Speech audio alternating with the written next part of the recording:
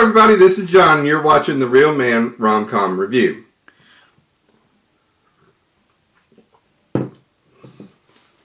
This video I'm going to review for you the top 3 movies from last weekend's Hallmark and Great American Family Christmas movies, which are the weekend of November 18th through the 20th of 2022.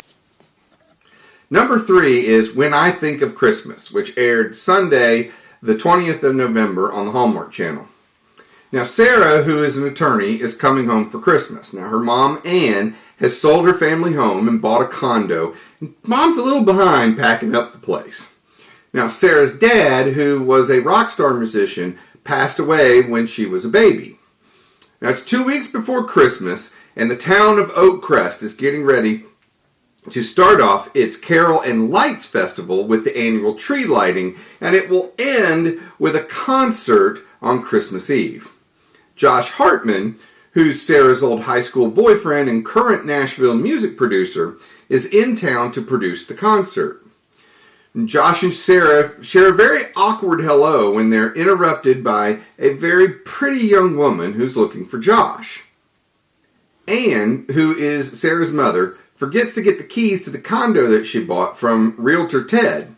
So Sarah offers to go into town to get the keys. There she meets Josh, who is helping run his uncle's real estate firm while he's in town from Nashville. Now, once again, that pretty young woman shows up to break up the gathering.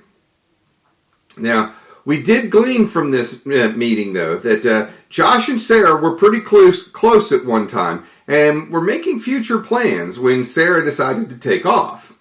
And Josh is pretty hurt about this, even though it's been 10 years, and he's really rather cold to Sarah. Now, back at the condo, Ann gets a call about an emergency at the hospital, and so she has to run off to do it, but she sends Sarah to fill in for her because she was supposed to be the judge at the gingerbread house competition. Well, it turns out that the other judge ends up being Josh, who was sent by Uncle Ted. So there's so much bad feelings between the two that even while they're judging this gingerbread competition, they fight over which house is the best house. So we discover that Josh and Sarah, back in their dating days, were making music together, and they were scheduled to play this big showcase in Nashville, but Sarah ended up leaving and taking a scholarship to Yale. Now, Sarah called and phoned Josh, but Josh didn't respond. So it really explains why there's so much bad blood between the two of them. So Josh is getting ready for the recitals for the show, and he's lost his pianist. So Sarah offers to stand in for the concert rehearsals. Now, here we get this nice montage of various acts trying to land a spot in the show, including a very memorable cameo by Aurora Teagarden mystery regular and director of this movie, Peter Benson, who portrays this kind of rapping, denim-wearing, motorcycle rocker dude. It's really kind of cute. Anyway, so that pretty young blonde that we saw earlier in the movie, well, she's back at rehearsal. And Josh ends up revealing that she is just the receptionist at Uncle Ted's realty firm, and she's dating the drummer in the band in one of the bands that's trying out for the show. So Josh goes to the Santa Jam to try to scout out more acts, and Sarah, who was taking a break from packing, shows up and ends up offering her assistance for rehearsals because Josh hasn't found a pianist yet. And at the first rehearsal, while working with one of the groups, Josh and Sarah end up singing together for the first time in 10 years. And they said it felt like old times. Now, Sarah, back at the house, finds an old box of her dad's music and cassette tapes. And listening to those tapes, she discovers that her mom was a singer in the band. And, of course, Ann comes in, hears herself on the tape, and ends up sharing the story of how she and Sarah's dad met at a Carol and Lights Festival concert years ago. Now, Sarah ends up in the stuff that Sarah has looking through, she ends up finding a song that her dad wrote. It was a Christmas song, and he wrote it for Ann. And she and Josh decide that they want to play it as the finale at the concert. So Sarah and Josh, they go out to buy a tree for the concert, and they decorate the tree, and after they get done decorating the tree, Josh grabs Sarah and plants a big old wet smoochie on her. Okay? I mean, it was big old, they were hugging and circling and smooching and everything else. But anyway, Sarah puts a halt on it because this is just a little too much and she's not sure if this is real emotions or just emotions from the past or anything else. Well, Josh ends up inviting his agent to come to the show because he thought, well, this was an opportunity for him and Sarah to maybe revive that music career. And Sarah, when she finds out, is really not happy, and she tells Josh that she has a career and that he can just sing the song by himself for himself. I mean, these are just two boneheads. I mean, they love each other, but they just won't admit that they love each other. So anyway, sobbing Sarah comes home and has a conversation with her mom, and her mom reconcile the feelings that they have been issues they have about each other because mom feels guilty because she feels like she made Sarah go to college and Sarah wasn't sure that what she wanted, she made the right decision in life. So Sarah arrives for the concert and asks Josh to come to New York City with her. But Josh says, no, he doesn't want to start all over again. I mean, now they're double boneheads because now they, not only do they not admit their love, but then when she shows him a bone and does whatever, he doesn't want to take it and do this relationship. So I just don't get it. But anyway, they end up going through the concert. The concert goes great. They come out for the finale and Josh ends up asking Anne to come up and sing the song that her late husband wrote for her. Afterwards, Sarah tells Josh she plans to stay in town and do lawyering and music with her first love, Josh. Kissy, kissy. Everybody's all happy. Now, I really enjoyed this movie. I mean, Niall Matter and Sinead Beach Grimes, they're really great together, and they both sing very nicely together. The story and actors do a great job of vetting out their feelings of their relationship, both past and present. I also liked how they played off the receptionist at the beginning of the movie. I mean, it was a good gotcha when the truth was revealed. Now listen, while I love Beth Broderick and her very sexy voice, I wasn't all that amazed with her singing. I mean, we've heard some really good singing this year by some very good talent, so maybe I'm just a little biased. And while I think that Sinead Beach Grimes is oh so cute, I am not really wild about her bangs in this movie. But I do hope we'll get to see more of her in the future because she's just cute and bubbly. Look, I'm putting this one on my must-watch list, so be sure to set your DVR and watch this one before the season ends. Number 2 on my list for this past week was Long Lost Christmas, which aired Saturday, the 19th of November on the Hallmark Movies and Mysteries.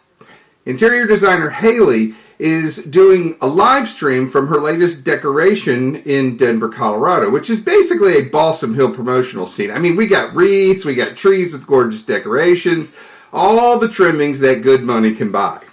Now, Mrs. Peterson of the popular Peterson Showcase House has seen Haley's live stream, and needing to fill a designer who dropped out, Haley is given the study. Now, while getting something from the garage, good old klutzy Haley falls and finds an old cigar box. And inside she finds a photo of her mother with another person. When Haley asks her mom about it, Haley discovers the person is her Uncle Gordon.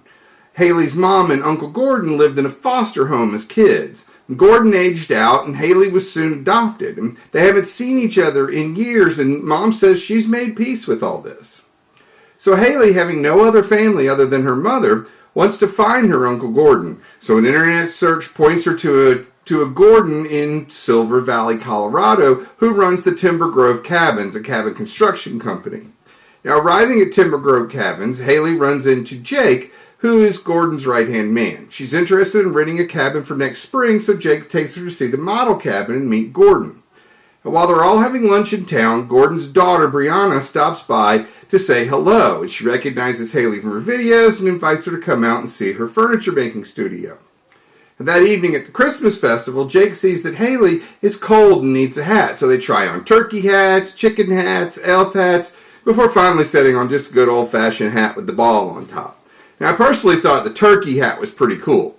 Haley and Gordon then meet up and play that bottle ring toss game that they have, and they make 4 in a row and win. Nobody does that, but hey, they do.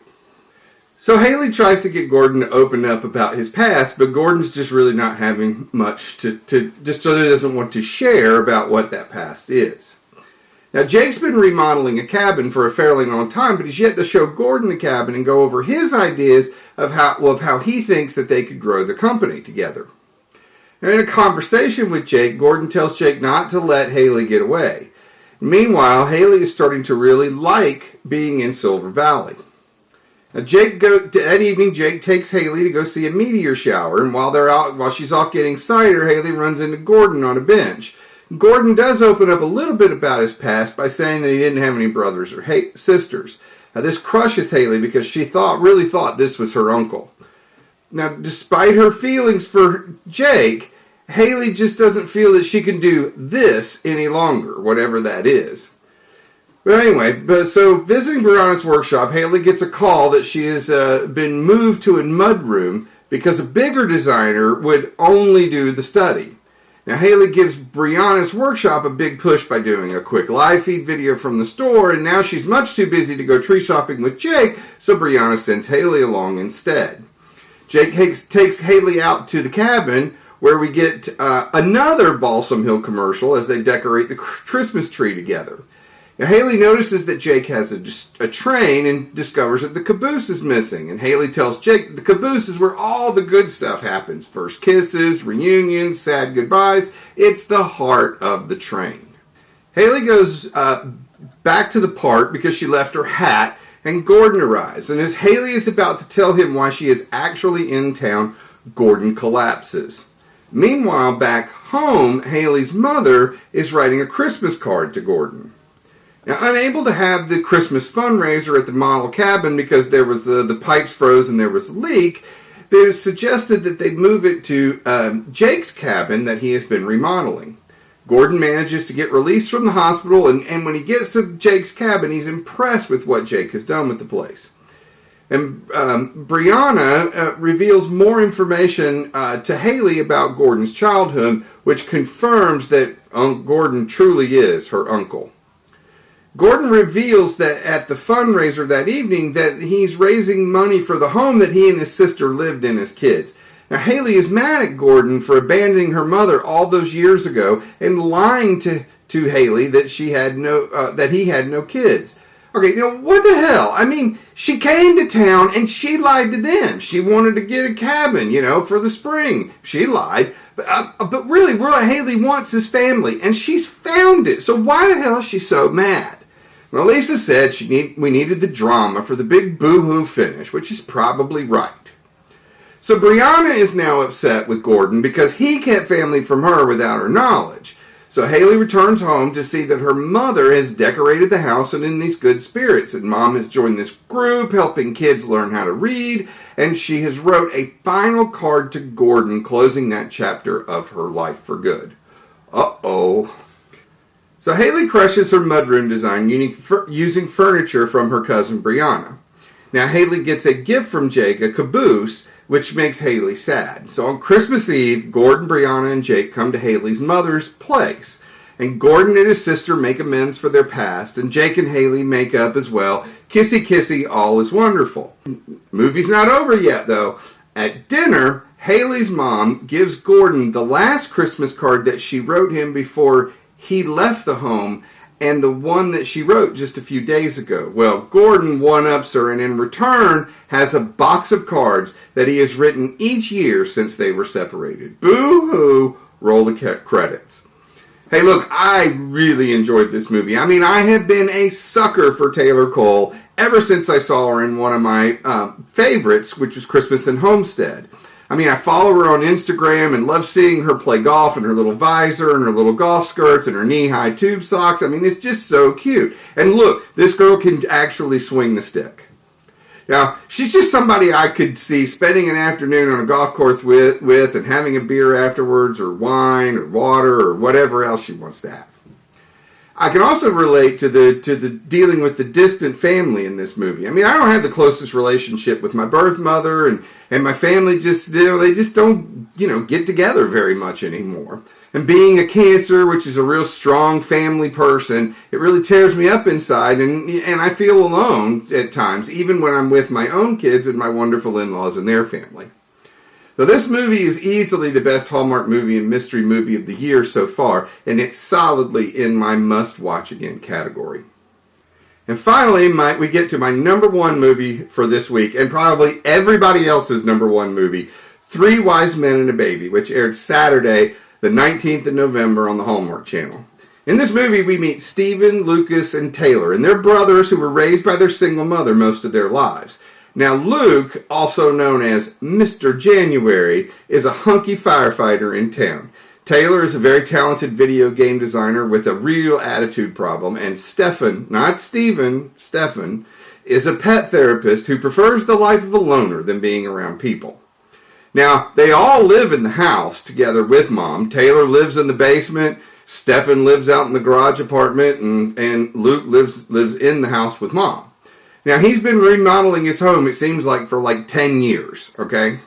Anyway, while on shift one night, Luke finds a baby that has been left at the firehouse, and a note asks Luke specifically to look after him for a few days, and that the mother will be back in time for Christmas.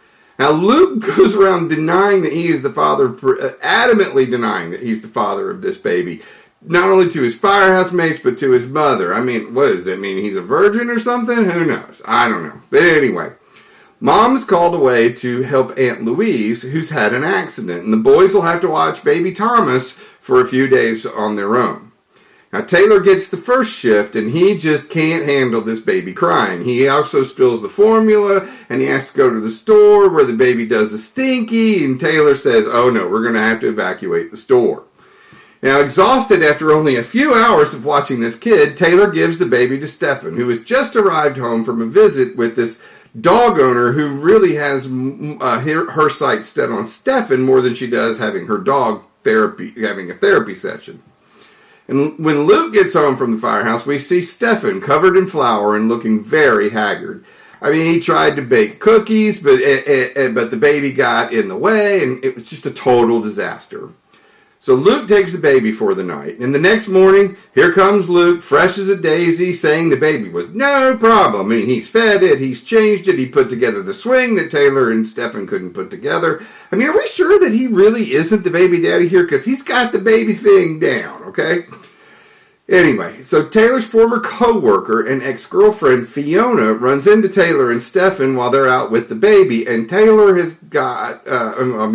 has got some real questions for Taylor. Now, Mom's called, and the Rows are snowed in, so she's going to have to stay another night. Now, Susie, who's the pet owner that's after Stefan, ends up running interference for Stefan when a guy who wants Stefan to do a speech about responsible pet ownership comes to the park where they're walking their dogs. Now, at the Christmas market, the boys have decided that they're going to do this all together. So at the Christmas market, the boys have decided that they've got to, work together to do this baby watching thing. And they see this costume store and they put on elf costumes and they get their photo taken with Santa. And it was an awesome scene. And I really liked seeing Tyler Hines with the candy cane stuck in his mouth like a toothpick. It's kind of fun. Anyway, the boys are discovering how hard it is for three guys to look after one baby, which makes them marvel at the job that their mother did raising three boys as a single mother. So they've decided that they really want to do something nice for her. Now, Mark, who's the neighbor across the street, has won the Christmas light show competition for the last 4 years. And Mark tells the boys that this year's prize is a cruise. And so the boys hatch this plan that they're going to win the light competition and send Mom on the cruise. So they get Fiona to come over and program a light show, and Susie has brought over a casserole, and they all have a good time decorating the trees. And all of a sudden, the Dance of the Sugar Plum Fairy song comes on, and the boys do their own version of the Dance of the Sugar Plum Fairy. It is classic. So the next day, Stephen panics when he sees a rash on baby Thomas, and they are calling everybody. They all get to the hospital where Dr. Kimberly Susted tells them that the baby is just teething. This is one of the only bones I have to pick about the movie here. I have never seen that teething babies cause chest rashes. So the boys all make up with each other, and they now have one day before the light contest. Now, it's all hands on that deck as they get the light show ready in time for the big show. Well, Comes time for the show. The guys are all dressed up in their wise men costumes, and whoops! The light show blows the house meter. So the boys, again, dressed up as the three wise men, improvise a very bad version of the Christmas story, followed by Mom, who has come home leading a chorus of Silent Night. Well, needless to say, Mark wins again. Now, out of the crowd pops Sophie, who is Thomas's mother. And we discovered that the reason that she had abandoned baby Thomas was that Luke was the first one on the scene when she went into labor, and he was so kind and he was so thoughtful that he knew that he would look after Thomas well. So it's Christmas Day, and Mom ends up is just happy to have her sons all together and getting along. Stefan goes and visits Susie, and he tells her he wants to spend more time with her, and that he gave the speech for the dog thing, and they kissy. Taylor goes back to the office, apologizes to his boss and his design team, including Fiona, and they end up pinky swearing that he will be a different man, and they finish the game design. Luke goes to visit Sophie, where she invites him in to go visit with baby Thomas. Flash forward 1 year later, and everyone is back together at Luke's finally completed home. And once again, the Sugar Plum Fairy Dance song plays, and the boys prepare to dance. I mean, this is Hallmark going deep and gone. I mean, this was a home run, and it was a good thing because Hallmark put a lot into promoting this movie, and it truly paid off. This movie was co-written by Paul Campbell and Kimberly Sustad, and this was a real change for Hallmark because they really relied on the men to lead this movie and not a love story with women as the primary roles. So, look, all I have to say is that so far this is a very tight battle for top movie of the year between this and Ghosts of Christmas Always, but you're going to have to wait to hear which one of these, or yet another movie which could be a sleeper, can we say Corgi Christmas, will take the top prize. So if these reviews have you wanting to dance like the Sugar Plum Fairy, give me some thumbs up. And if you want to see my other reviews for other Hallmark and Great American Family movies, please subscribe to my channel and ring the bell to get notified when a new video drops. Now, next week is Thanksgiving, and we get a buttload of new movies to watch. We've got 7 Hallmark movies, 1 Hallmark movie and mystery movie, and 3 Great American Family movies starring the likes of Candace Cameron Bure, Lacey Chabert, Danica McKellar, Jesse Lowndes, Wes Brown, Paul Green, and a corgi named Mistletoe. So look, enjoy your time with your family, enjoy the turkey, football, and watching great Christmas movies. This is John, and I'm wishing you a happy Thanksgiving from the Real Man Rom-Com Review.